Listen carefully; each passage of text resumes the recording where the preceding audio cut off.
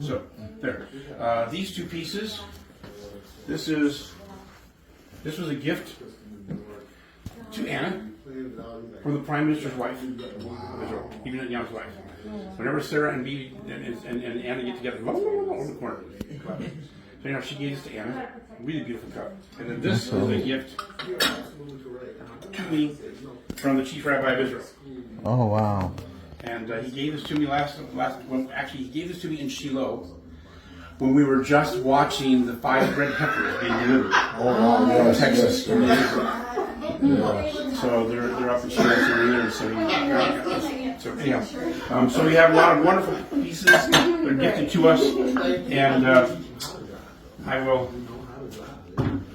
try to be brief because I can talk a lot on some of these things. And there's a lot going on. So, if you'll step out and around to the right, I'll show you something. We went down to the Dead Sea. They took a piece of a salt pillar and carved this for me of Abraham looking for Lot. So this is from a salt pillar, and of course we don't wash it or spray it because you can see the salt. Right. But the interesting thing about this is this piece right here weighs about 40 pounds. Very dense, very heavy.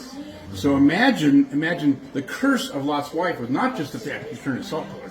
She went through about 600 pounds and nothing flat.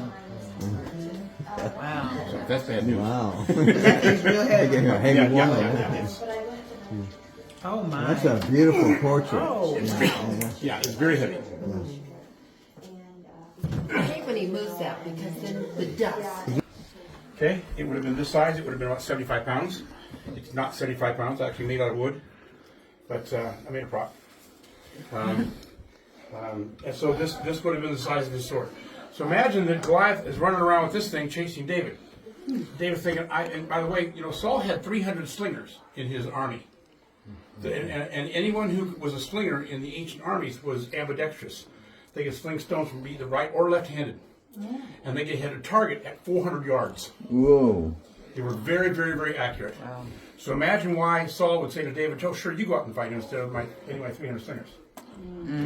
Talk about that in a minute. So anyhow, this is a water jar from Egypt, picked up because I've done digs in Egypt.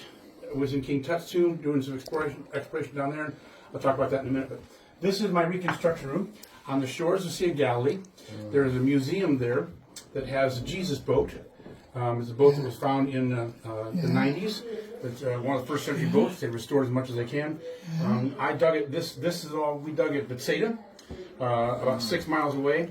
And all the banana boxes that we could fill with pottery and all stuff we brought down here. We begin to reassemble them. So this is our reconstruction room in the bottom of the museum on the shores of the Sea of Galilee.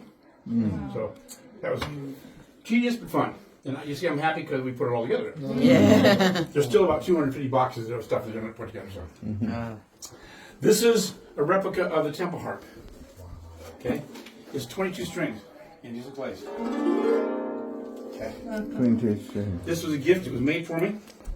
It's a replica of the temple harp that would be used in the temple. 22 strings because there are 22 letters in the Hebrew alphabet. What we have done, I got this, I thought, let's try something. So I actually labeled all of the strings with the Hebrew letter. This kind of comes down for the label. Cool. Okay. And we're running some tests to see if the letters will give you the notes in the Psalms. That's cool.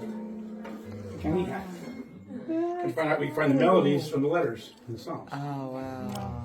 This is 2 replicas of the Dead Sea Scroll jars. I dug in Qumran once, and only once because it's too hot there. I don't like the heat. It's hot. But these are the types of jars that the Dead Sea Scrolls were found by Shep Boy in 1947 down at a place called Qumran. And they had manuscripts down there. This is parchment. I've got somewhere around here I've got some other paper too. So this is kind of the parchment type of material they use. They would also use animal skins, they use deer skin, and they use papyrus. I don't know where my papyrus is. It's somewhere around here. Here it is.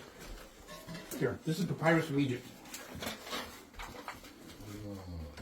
So, yeah. They just take the reed and they crisscross it and then they dry it. Wow. That becomes a paper with the ancient manuscripts. Just write on it. Yep. Roll Right. it up. This is a replica of Caiaphas' ossuary box.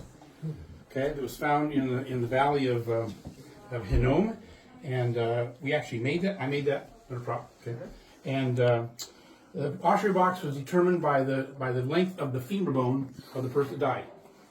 So you can tell how tall the person was because they made the boxes exactly to fit that femur bone. So we can tell if it's a child's body or a young adult or female or all kinds of things by that. So some of the things here we've got. I'll start at the top. This is a piece that was painted for me by a man that owns a gallery in the old city of Jerusalem. Wonderful, wonderful Jewish man by the name of Guy. And this is the 7 fruits of Israel here. Okay, and you do teach on that for about 10 hours. This is a left heel bone of a crucified man. Crucified man. Yes, with the nail still in it. Oh, wow. Oh my goodness. Okay? Oh, Lord Now, Jesus. the interesting thing about this is we find something very curious about this. Is this shows us that this man was crucified not with his feet in front of the wood, but his feet on either side of the cross. Okay, either side of the cross. And the nails were driven through the heel bone into the side to hold it up. So what's interesting about this, let's go back and find out the basis of this, the background of this back in Genesis. Genesis 3:15. And he will bruise his heel. Oh, Isn't that interesting? that is interesting. Yeah. Oh, wow.